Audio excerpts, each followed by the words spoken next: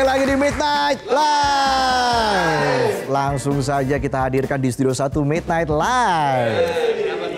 Afgan.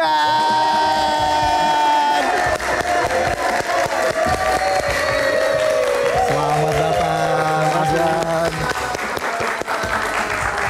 Wow, Afgan sudah lama sekali ya, 7 tahun tidak membuat album berbahasa Indonesia. Iya, 7 tahun loh. Bayangkan ya. Dan nanti tepat jam 00.00 rilis Ya. single terbaru dari Afgan. Gimana perasaannya, nervous? Kayaknya at this point udah lepasin aja deh, karena bukan milik aku lagi gitu ibaratnya. Mungkin selama ini kan pas lagi nulis, lagi rekaman itu masih kayak milik aku. Sekarang udah diserahin semua ke semesta gitu kan. Pasrah aja ya. Udah ya, insya Allah bismillah aja. Wow, nervous pasti karena kan ini penantian lama ya Afgan ya. Lama dan karena selama 5 tahun terakhir aku fokus rilis album bahasa Inggris. Iya, Dan banyak yang nanya, banyak yang komen kapan sih Afgan rilis full album bahasa Indonesia lagi, kita kangen gitu. Dan ternyata akunya juga kangen. Iya. So that's why tahun ini aku udah deh setelah 7 tahun boleh kita balik lagi ke genre yang udah membesarkan namaku dari awal gitu. Siapa sih nggak kangen sama Afgan? Judul albumnya Retrospektif. Retrospektif. Kenapa mengambil judul ini?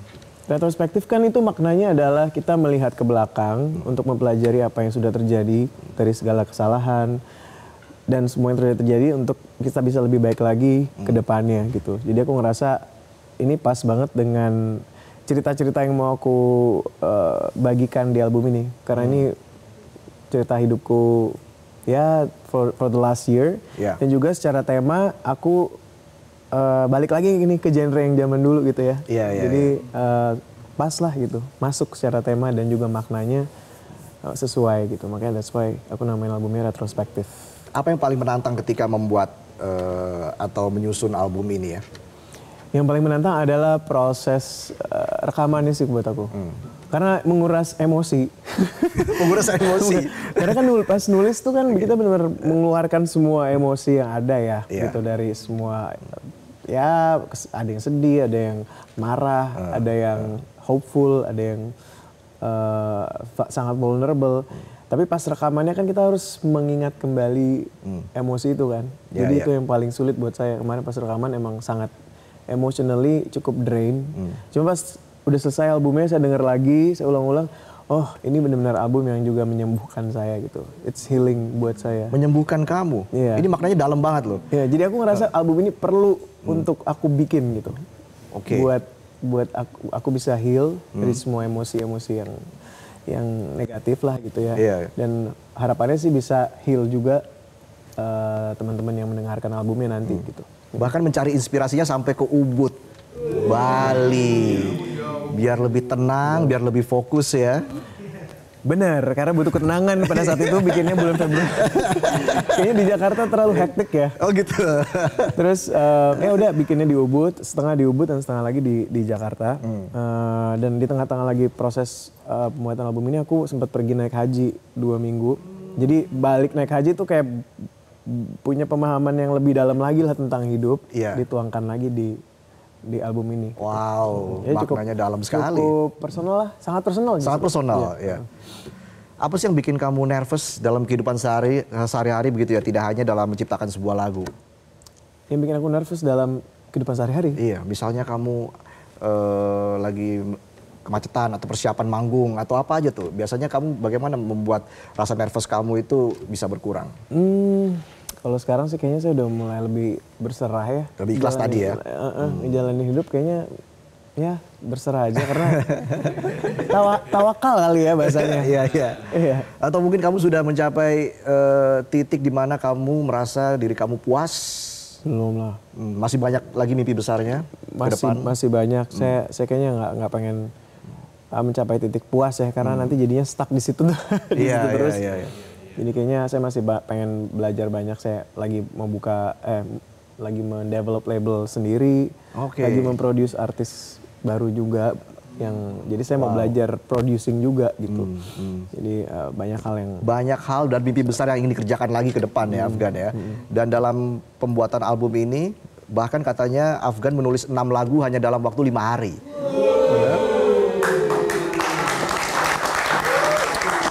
6 lagu 5 hari betul?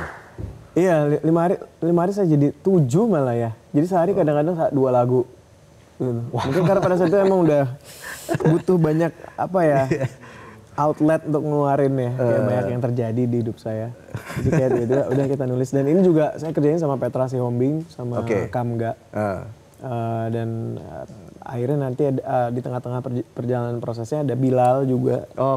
Bilal Indrajaya dan juga Iqbal Siregar. Jadi ya seru banget lah. Saya ngerasa ini pengalaman kreatif yang paling memorable buat saya sih. Wow. Dan juga dalam album ini ada lagu berjudul Kacamata, ya. Kenapa memilih judul lagu Kacamata? Karena saya udah lama nggak berkacamata, jadi buat yang nggak nyadar, karena banyak yang nggak nyadar juga. Jadi saya udah semenjak 2021 saya operasi lasik, jadi udah nggak pakai kacamata. Sementara Afgan yang dulu kan adalah penyanyi solo yang identik dengan kacamatanya gitu. Jadi banyak fans, iya kan Mas. Jadi yang dirindukan kacamatanya ya.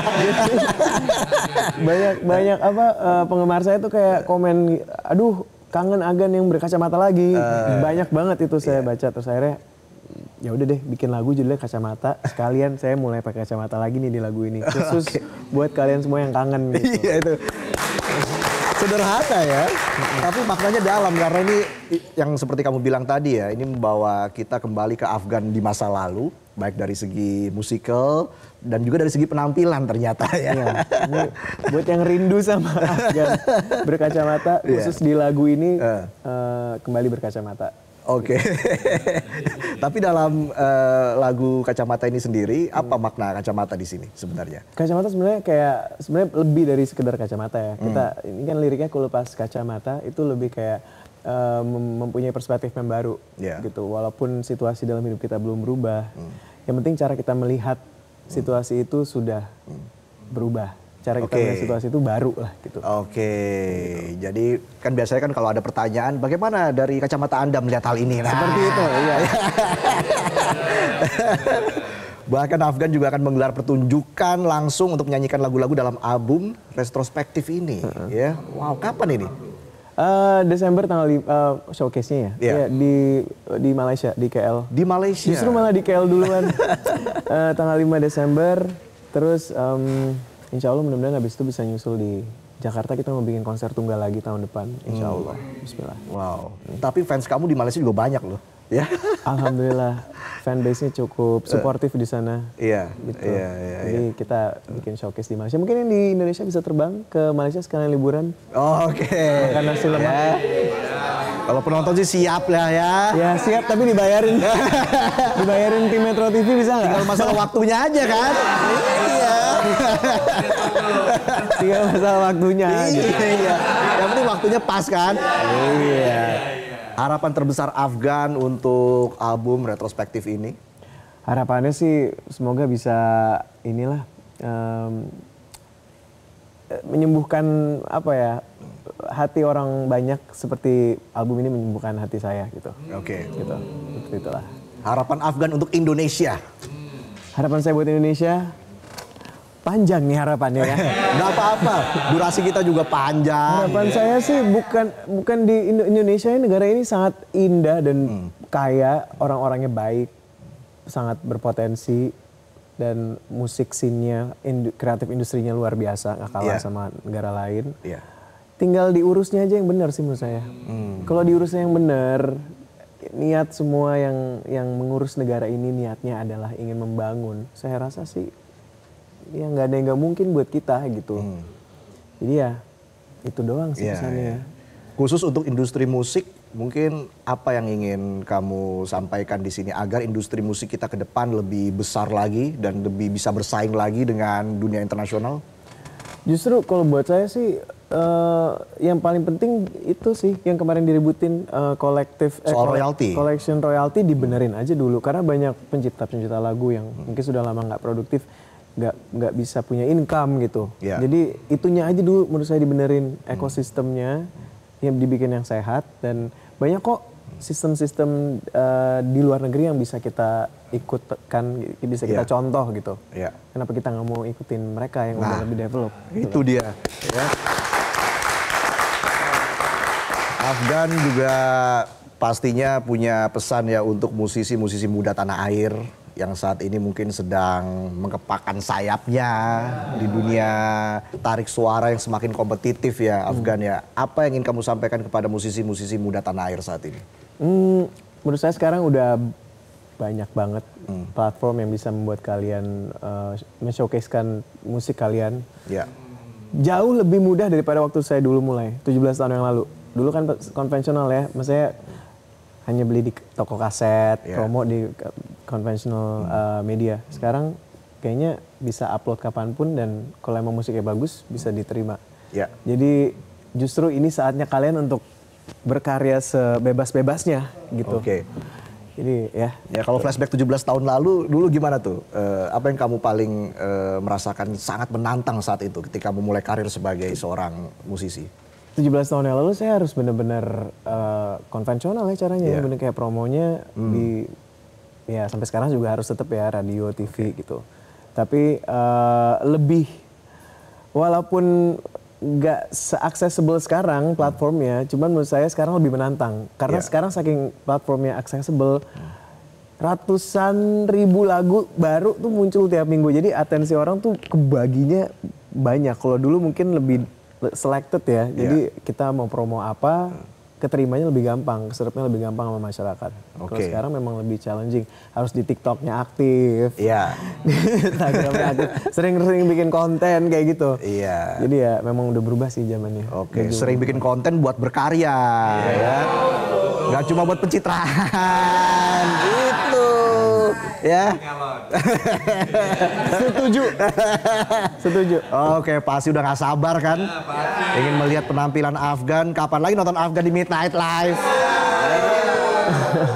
Langsung saja kita sambut bersama. Inilah lagu Kacamata. Kita sambut Afgan.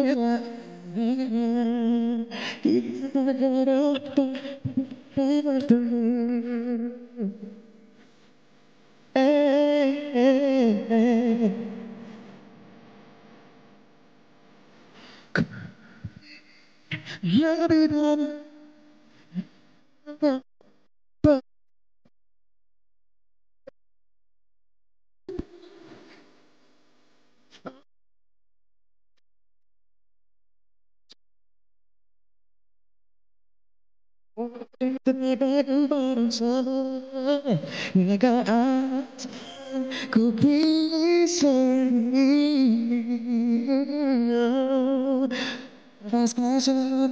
apakah sudah ku berlari, tapi untukmu barang sejalan. Tapi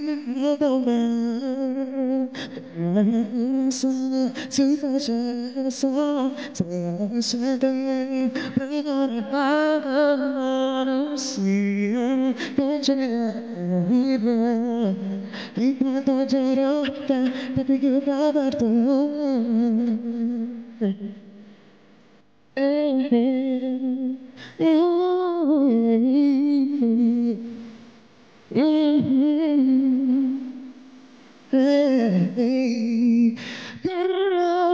saja apakah lebih semua tapi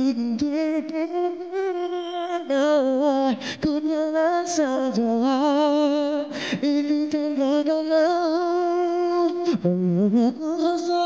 sisa cerita saja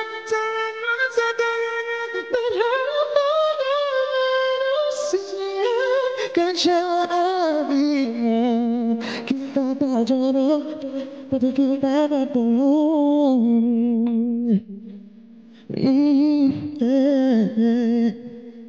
Tapi kita bertemu.